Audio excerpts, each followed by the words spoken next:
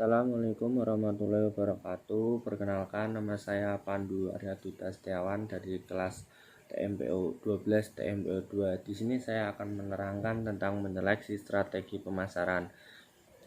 Pengertian strategi pemasaran secara umum adalah upaya memasarkan suatu produk baik barang ataupun jasa dengan menggunakan pola rencana dan taktik tertentu sehingga jumlah penjualan menjadi lebih tinggi. Secara umum ada 4 tujuan strategi pemasaran, diantaranya adalah sebagai berikut. Yang pertama, untuk meningkatkan kualitas koordinasi antar personil dalam tim pemasaran. Yang kedua, sebagai alat ukur kerja berdasarkan standar prestasi yang telah ditentukan.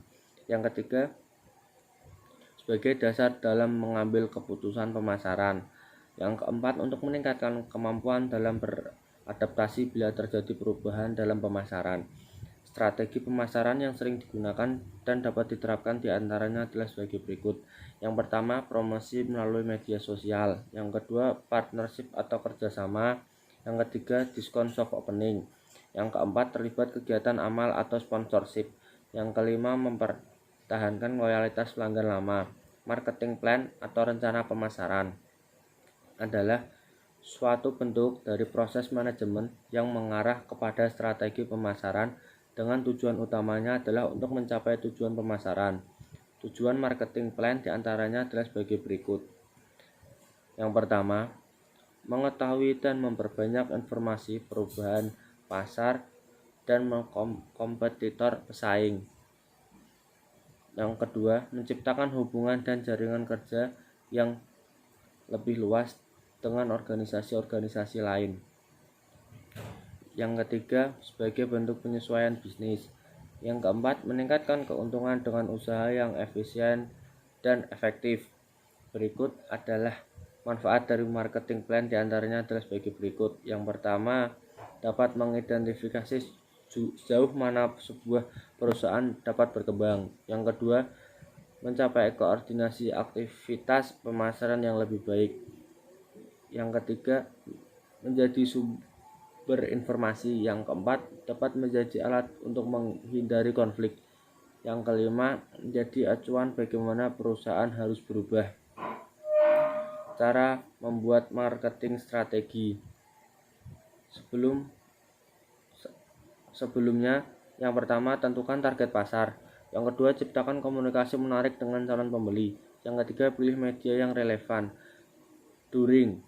4. Membuat calon pembeli tertarik pada produk atau jasa kita. Yang kelima, menciptakan hubungan baik dengan calon pembeli. Yang keenam, berikan kemudahan bagi calon pembeli. Sesudah, memberikan pelayanan kelas dunia kepada pembeli. Yang ke-8, menaikkan customer lifetime value. Yang ke-9, menciptakan sistem referral. Kesimpulan, bagaimana cara orang yang belum pernah membeli kemudian tertarik. Begitu tertarik, kita jaga orang tersebut dengan memberikan value. Kemudian orang tersebut akan membeli lalu memberikan pengalaman dan bagaimana cara mereka membeli lebih banyak serta mempromosikan produk kita ke teman atau komunitasnya. Strategi pemasaran Gojek. Strategi pemasaran yang diterapkan oleh Gojek diantaranya adalah sebagai berikut. Gojek memberikan pelayanan terbaik kepada pelanggan. Yang kedua, Gojek menjunjung tinggi 3 pilar dalam bisnisnya, yaitu kecepatan, inovasi, dan dampak sosial. Yang ketiga, Gojek memberikan harga dan informasi yang pasti dan bersahabat. Yang keempat, Gojek membuat iklan yang unik dan menarik. Yang kelima, Gojek juga bermitra dengan banyak partner bisnis yang terpercaya. Yang keenam, Gojek peka dan adaptif terhadap kebutuhan pasar. Yang ketujuh, Gojek memberikan kemudahan pembayaran. Menilai perkembangan usaha. Perkembangan usaha adalah tugas dan proses persiapan analitis tentang peluang pertumbuhan potensial, dukungan, dan pemantauan pertumbuhan usaha. Berbicara mengenai pengembangan usaha berarti kita akan membicarakan manajemen usaha. Manajemen adalah sebuah proses dalam rangka untuk mencapai suatu tujuan organisasi dengan cara bekerja sama dengan orang-orang dan sumber daya yang dimiliki organisasi. Manajemen usaha memiliki 4 fungsi, yaitu yang pertama planning. perencanaan. Yang kedua organizing atau organisasi. Ketiga directing atau pengarahan. Yang keempat controlling, pengendalian. Saat melakukan kegiatan manajemen, maka akan ada 3 hal yang harus dijalankan, yaitu mengetahui bagaimana pengelolaan sebelum menjalankan usaha, mengetahui pentingnya manajemen.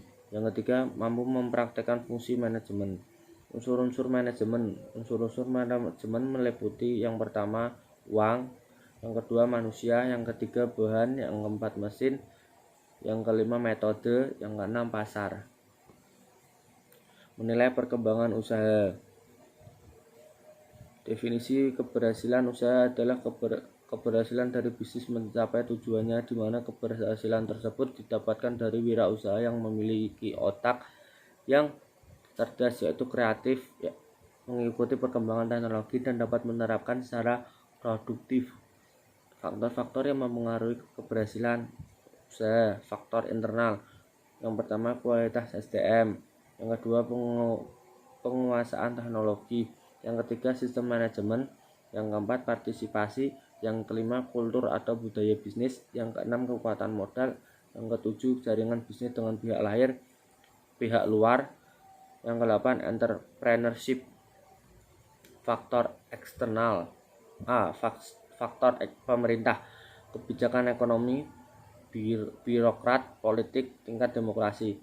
B. Faktor non pemerintah, sistem perekonomian, sosial. Yang kedua sosial, kultur, budaya masyarakat. Ketiga sistem perubahan dan kondisi perburuan. Yang ketiga kondisi infrastruktur. Yang keempat tingkat pendidikan masyarakat. Cukup sekian dari saya. Bila ada salah kata, mohon maaf. Wassalamualaikum warahmatullahi wabarakatuh.